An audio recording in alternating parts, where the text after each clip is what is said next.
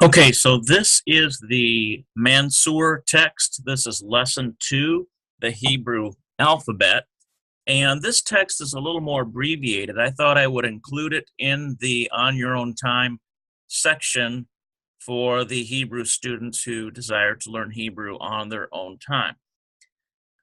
So we're going to go down through these 22 consonants in the Hebrew alphabet.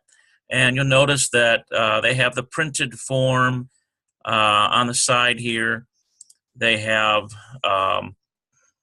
the name of the letter, the transliteration, sound, and the numerical value.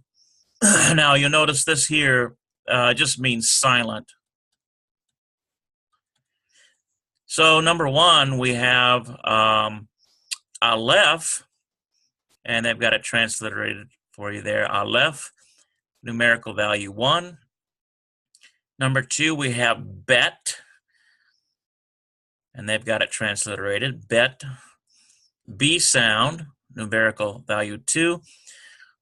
You'll notice without the dot in it, it reduces or it softens the sound to vet, so V sound, and that's included, numerical value 2. Whether or not it's got a dagesh, that dot is called a dagesh.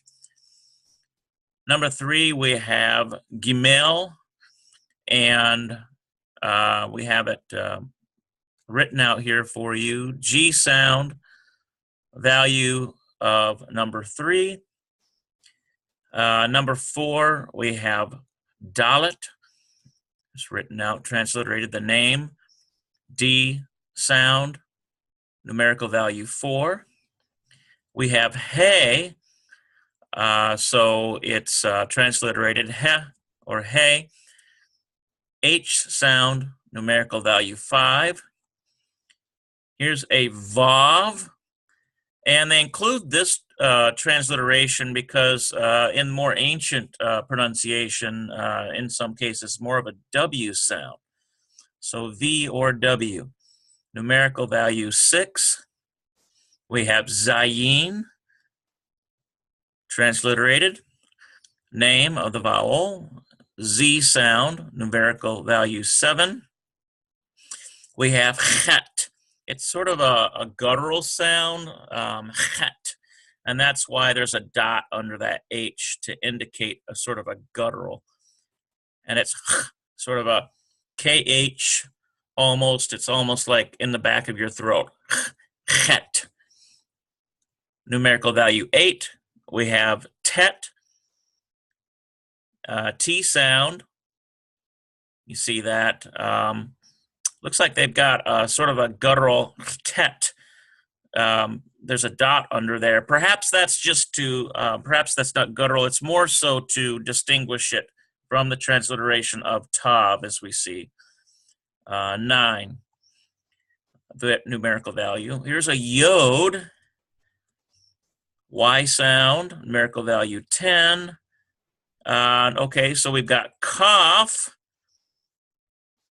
You notice there's a sister letter here without the dot in it. We pronounce that chaf. It's sort of a slighter sound. It's more of a guttural.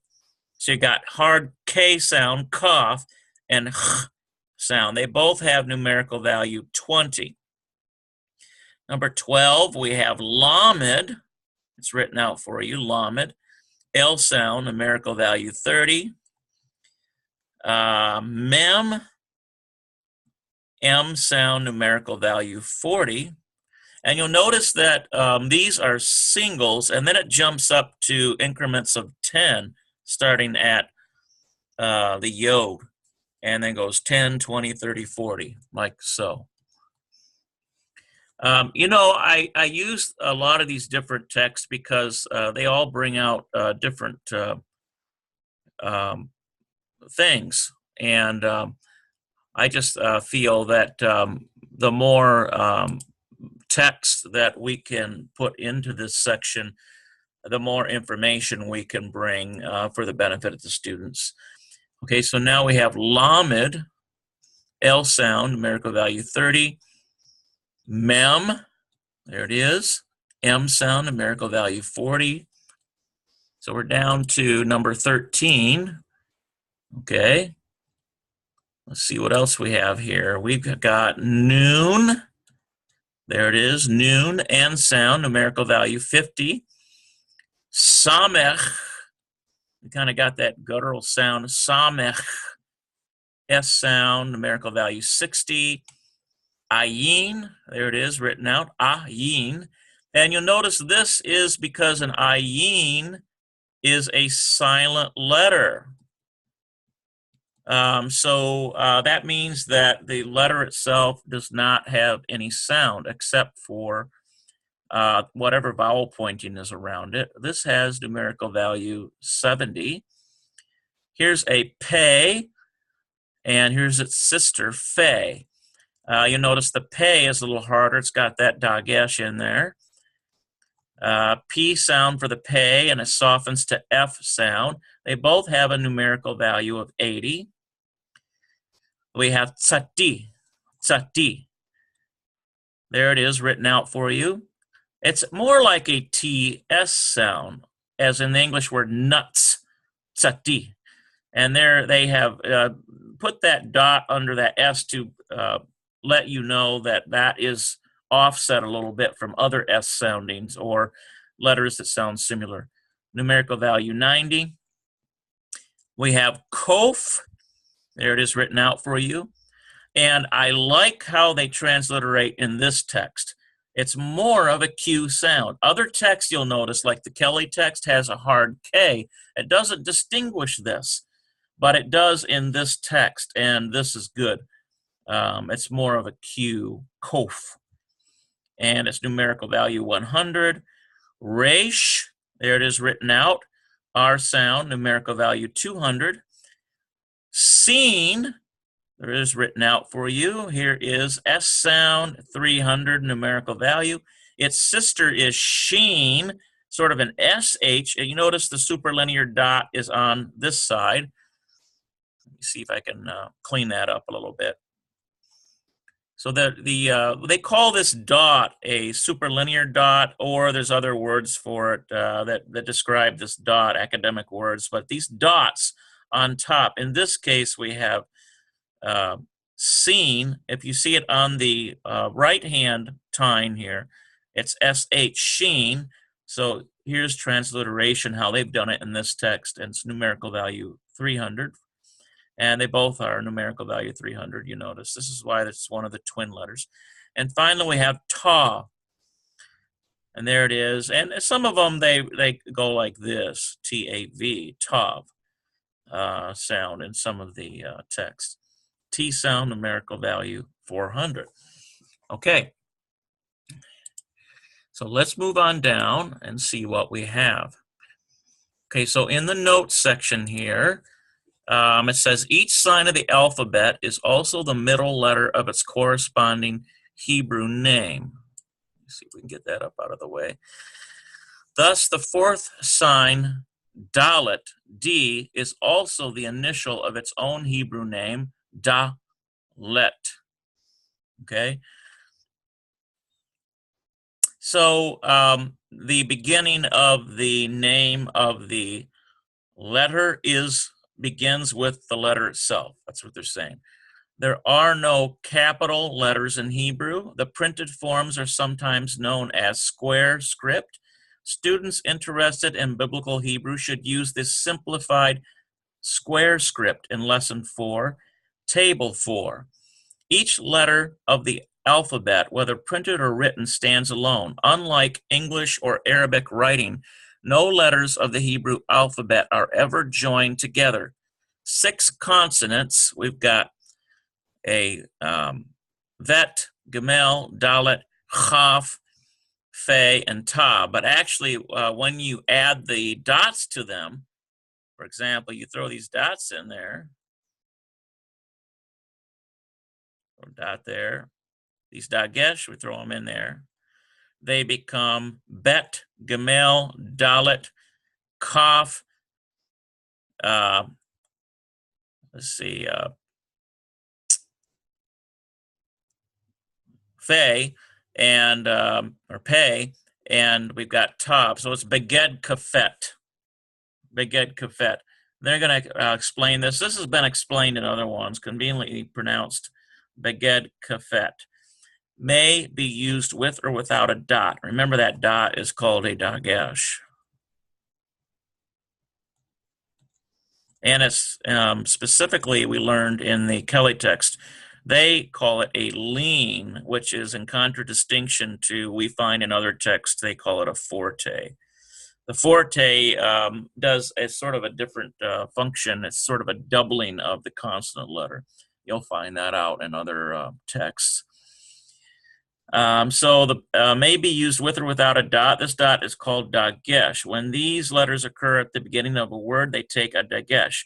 There is hardly any difference retained today in the pronunciation of Gamel or Dalet, with or without a, let's move on down here, with or without a dot.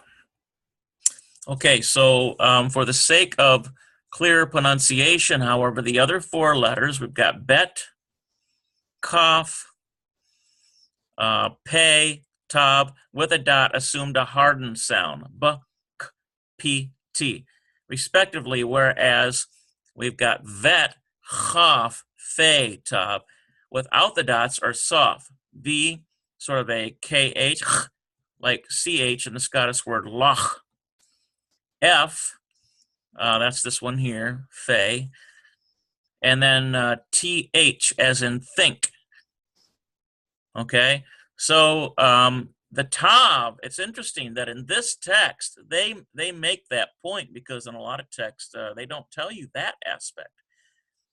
In this text, without the dot, it's a softer th, but with the dot, it's more of a harder t, tav.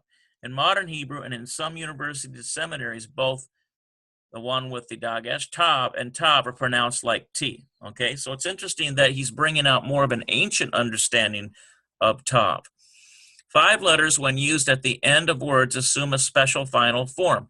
They are sometimes known as final letters. Note that the lower horizontal lines of 4 of these consonants, we've got chaf, nun, fe, and sati, terminate in a continuous downstroke.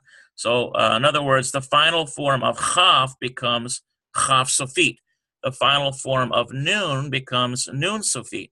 The final form of fe becomes fe sofit, and the final form of sati becomes zati sofit. So here's the regular forms. We've got chaf, chaf, and here's the final form, chaf sofit. Now that sofit simply means final or ending. Mem, we've got a mem sofit. Now you notice that this final form sits on the line if you imagine line paper. Mem sofit, and here's mem. Here's nun, and nun sofit. I'll transliterate it like that.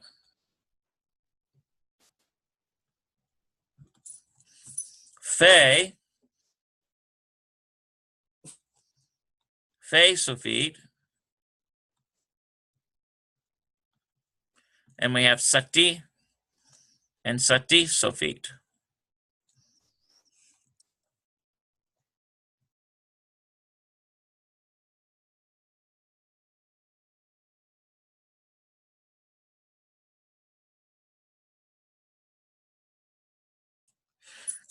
So, T-S-A-D-E-E, T-S-A-D, sofit. Now you notice that there is some wiggle room when it comes to transliteration, because we're only trying to approximate the sounds. Let's see if I can get this moved back up here. There we go. All right, so note, in ancient Hebrew Phoenician script, final forms did not exist. So that's an interesting item that they're including in this text. So in more ancient, this is more of a relatively recent, when you look at the centuries of development of the language. Hebrew is read and written from right to left. So You know, if you were to, for example, use the Hebrew word for water, we would start out with a mem and a yod, a chirik, and a mem sofit. Okay, so we would go this way. We would pronounce the M sound, ah, ma, and then we would go to the next. It would be yod, y, E sound, and end with M sound, and so we would get mayim, or water. Okay, so it's right to left. Each letter in Hebrew has a numerical value as indicated in the right column of the list at the beginning of this lesson. This usage is not biblical. So what they're saying is the practice of gematria is sort of in the mystical realm. So he's sort of being apologetic here. The earliest traces of it are found on Maccabean coins about the 2nd century BC. Numerical values are given here for reference only. Okay, so study hints. Remember, there are only 22 letters in the Hebrew alphabet. Strictly speaking, there are no special letters to represent the vowels. Although, as we shall see later, 2 consonants are sometimes used as vowels, which helps to facilitate reading. Learn the alphabet carefully, together with the names of each letter in the proper order. Master the transcription thoroughly. For practical purposes, there is no difference in the pronunciation of, so we've got Gamel or Gamel, even though there's a dot in this one, a dagesh, it still sounds like a G sound. Dalet, there's a dot in there, still sounds like a D sound. In modern Hebrew, there is also no difference in pronunciation of the last letter, Tav or Tav. T. But you'll notice that they brought out in this one that in the more ancient, that without that, let's put a tav up here and give it a foot at the bottom. That's kind of a, let's see if we can do better.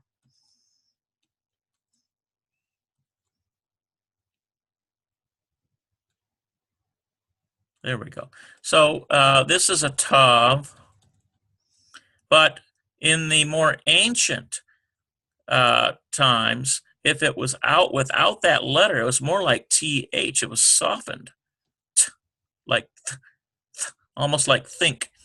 But when you add a dot in there, it becomes a hardened T sound. So that is interesting that this text brings out. I think that's useful for all of us to know. So the notes in this lesson are very important. Observe in particular notes 5 and 6. Okay, so the final forms described in note 6 are used, of course, only when placed at the ends of words. There are only 5 such letters. Okay, so they're giving us the final forms. We have sati, sofit, fe sofit, nun sofit, mem sofit, chaf sofit. Remember, sofit means final or ending. And what that means is, and I'm just going to give you an example. Remember, we wrote this word for water in Hebrew as a mem. Okay. What that means is that we have a mem here and a mem here. But notice in this case, it looks differently. It matches this one here. Well, this is the way all of these are, and it's probably going to go into some detail, but I'll include it here. So there's 5 of these letters that if, for example, a mem is at the beginning, if it shows up in the middle of a word, then it retains this regular form. But if it shows up at the end of a word, it instantly transforms into this form. It looks like a block almost on the line. So that's really the function or how that works out grammatically for the finals. Okay, so let's look at exercise here. Identify the following letters by name and transliterate into the Roman English alphabet. Remember to read Hebrew from right to left, but transliterate from left to right. Okay, so let's see. In other words, going to start this way, and then we'll move down here, go this way, and I'll move down here and go this way, because we're going to go right to left.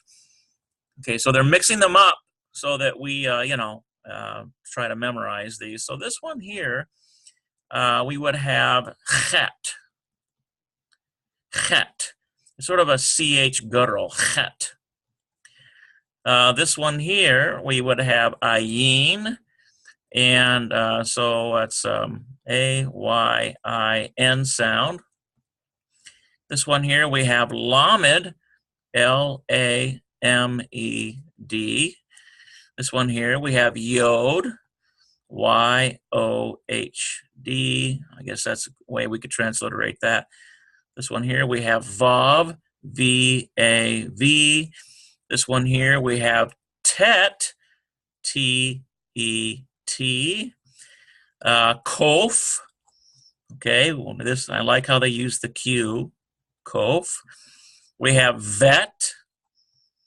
I'm actually pronouncing if they don't conclude a dagesh, then I'm going to give it the softer sound. Vet. We have we'll make that one sheen, and let's add or bet, depending on whether there's a dot in there, or seen, depending on whether the dots are at the top. Gimel, they've got it. They've got a little more E sound in the transliteration. So let's go Gimel. Okay, so there's those. I'm going to clear this up, and we're going to go this way now, right to left. So we've got Sakti, and we'll say T-S-A-D-E-E. We can transliterate it that way. We've got this here, Dalet, D-A-H-L-E-T. We've got a Hey, H-E-Y. Here's an Aleph, A-L-E-P-H. I've seen it done that way. There's an Ayin. Let's get an A there. Ayin. Okay. Sheen or seen, depending on where the dot is.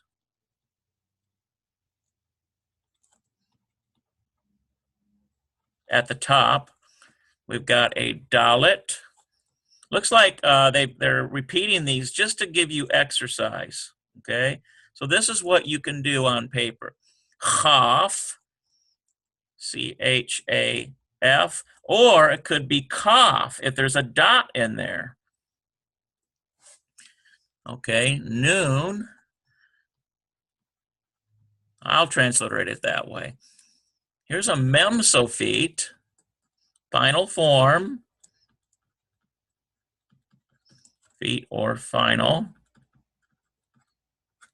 All right, so there's that one. And so these are things you could do on paper too. This is a fey or pay. Now the pay would be if there's a dot in there. We've got a chaf, C-H-A-F, or it could be a kaf if there's a dot in there. Mem. Here's a fey sofit, S-O-F-I-T, meaning final. We have what looks like a samach, I believe. Yeah, a samach. That is, look at how similar that is in their text. But you'll notice there's a little bit of a rounding here, so that tells me it's a samach. Because this right here, look at how blockish, but everything else looks the same between those letters, the way they've done it in this text. But because there's that rounded part there, I know for sure they're trying to say that's a samach. It's that S sound, but it's got that at the end. Nun sofit.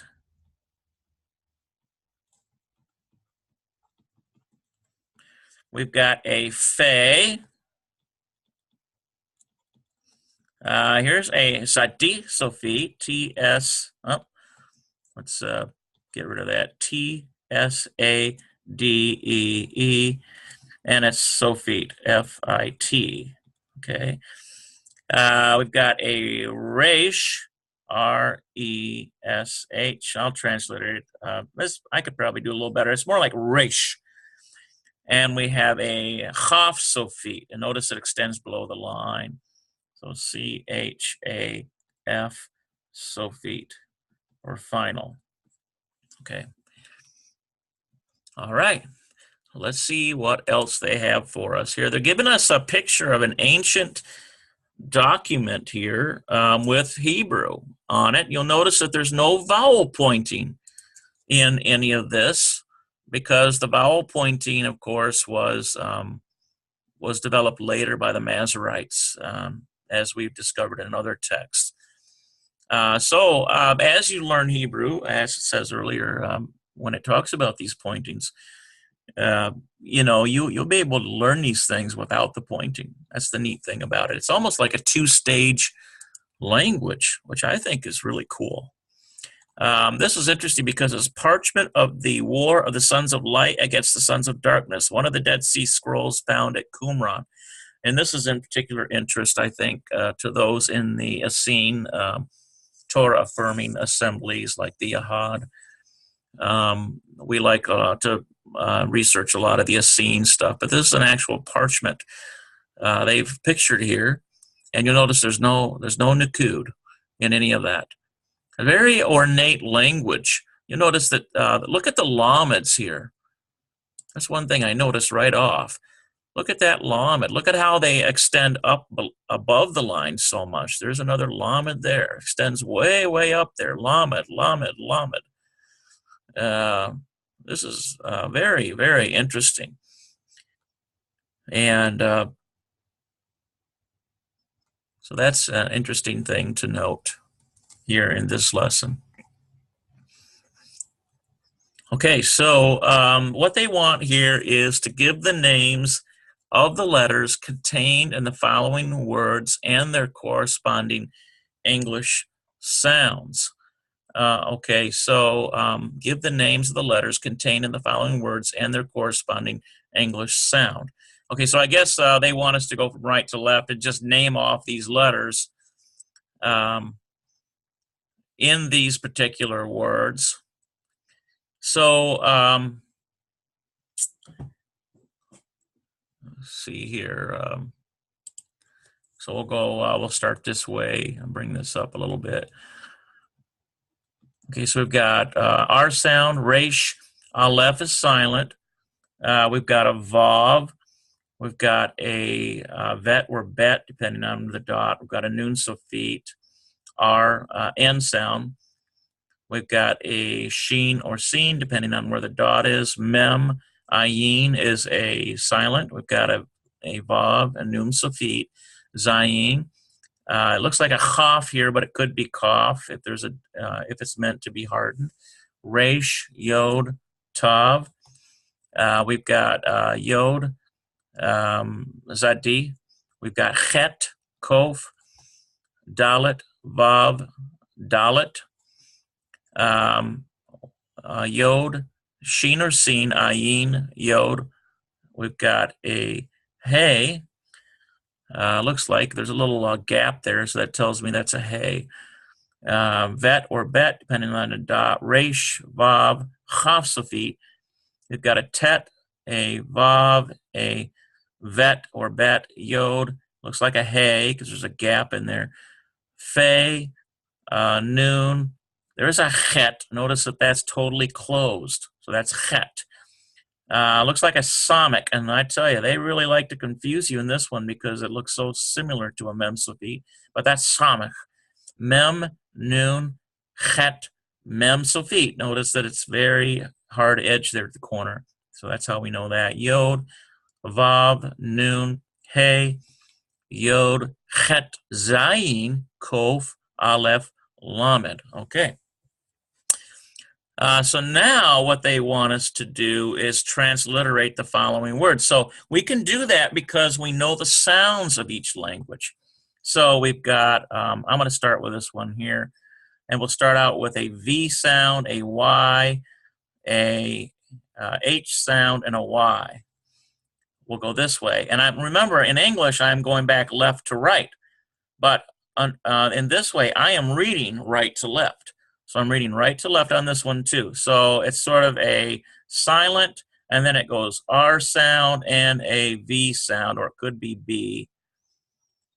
Okay, so do this one now. We've got a V sound, a Y sound, an H sound, and a Y sound. Let's do this one. We've got a V or B. We've got a Q. We've got an R sound. Go this way. We've got a Y sound, a V sound, a M sound. Let's do this one. We've got a CH, so that's a het. So we've got an S, S, Y. Okay. Let's clear this up a little bit. So this one here, I'm going to have to bring it down to this lower level here. We've got a B, R. That Aleph is silent, but it could have vowel sounding around it. So in this exercise, they only want us to give the sounds if there is a sound in the consonant. So we've got a sheen or seen, a yod, and a tav. It's interesting that in this one they're actually quoting the first. It's not included in the exercise, but I recognize that that is the very first line of Genesis. So you've got with the vowel sounds, you get Bereshit, bara, Elohim, et hashamayim et haaretz. So in the beginning, created Elohim, the heavens and the earth. And this is sort of we'll learn later what that functions as. There's also a mystical teaching included there that I give to my private students. I include that to the private students, some deeper knowledge there. So we've got sort of a V or B, R, S, Y, T. Okay. We've got in this case, I happen to know it's a B sound, R, and it is silent there. Okay, so Aleph is silent, and we've got the L sound, the H sound, the Y sound, the M. So you see that you'll see that as you begin to at least figure out the letters, if they have a consonant sound, you'll be able to put it together. It's almost like a puzzle. We've got a silent and a tav, so it's T sound, silent. I think they do this little symbol for silent or something like that. I have to look up further. Okay, so let's try to clear this up a little bit. We're going to do this one, and I'll bring it back over this way. So we've got a H sound, an S sound, an M sound, a Y sound, an M sound. We'll do this one. We've got a V sound, a silent, and a T sound. And you'll see just by getting the ones that do have a sound, that are not including the silent one, but just you can sort of form an idea. Like, for example, I told you that this was haaretz. So we've got a H sound. Now, I can't give you the silent in this exercise, but we've got R and TS. You see that? You get a pretty good clue there to haaretz. Okay, meaning the earth. Okay, so let's look at this one. We've got a V sound, a silent, a L sound, and an H. Okay, looks like a S sound, a M, a V, and a T. Look at this one here.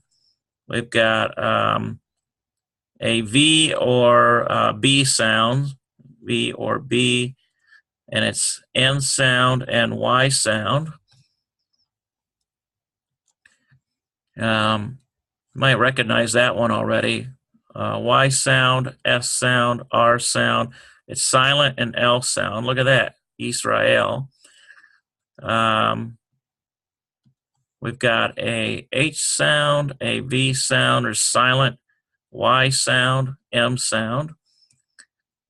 And this last one here, we've got M sound, T, S, R sound, Y sound, M sound. Looks like hey, H sound. And M, T, S, R, Y, M sound, H sound. Okay. So that's what they just want you to make these sounds. So for example, let's go back to our example, like Mayim. Okay, this is how it'll look without pointing. Okay, so we read right to left. So is it this way? We transliterate it A Y I M, or would it be M A H Y E E M? So they just want you to approximate the sound. That's what transliteration is. You're approximating the sounds into the language that you know, which is English in this case.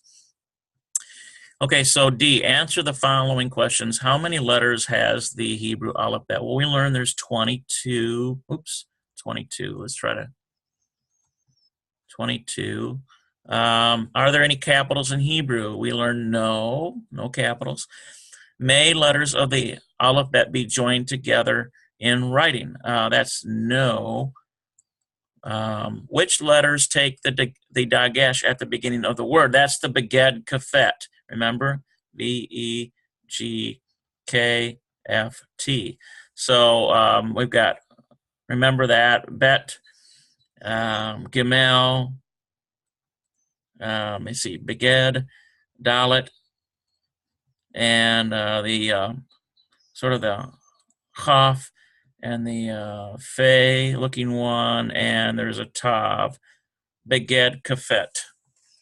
Oops, I think I did that one there wrong. Let's reverse that. I'm thinking in English, aren't I? Looks like this. Beged kafet. All right. Okay, which are the final letters? Okay, so there's 5 of them. So let's see here. Here's one of them, Zadik Sofit. We can find it in there. Here's a Mem Sofit. Okay, let's see if we could find all of them. I don't know if they've got them all here. I'm just using this to point them out to you. I might have seen a Chaf Sofit somewhere. There's 3 of them. Here's a Nun Sofit. That's 4. What are we missing here? We've got the hop 1, 2, 3, 4, and we're looking for a Fey Sofit. Okay, I'm not seeing it here in any of these, so let's just put it here for you. So here's a Fey, regular, it sits on the line. So a Sofit then, let's say extend this line. A Sofit then goes like this and extends below the line. Okay, so this one is a Sofit, which are final. Okay, so you got 5 of them. 1, 2, this one here, 2, 3, 4, and here's number 5 here. Okay, I think we did that pretty good. Let's see what we've got, and that is okay. So this is the double check through here. Yeah, this is, they just want you to transliterate those. Okay. All right, so that is chapter 2 of the Mansoor text. And I really like how they include the parchment of the War of the Sons of Light against the Sons of Darkness, one of the Dead Sea Scrolls found at Qumran. This, you can tell that this author has great interest in the Essene discoveries, the Qumran discoveries, and that's kind of neat. All right, guys, thank you so much for joining me, and I'm just happy that you're here learning this wonderful language with me, and I hope to see you again when we do the next session. Shalom, shalom.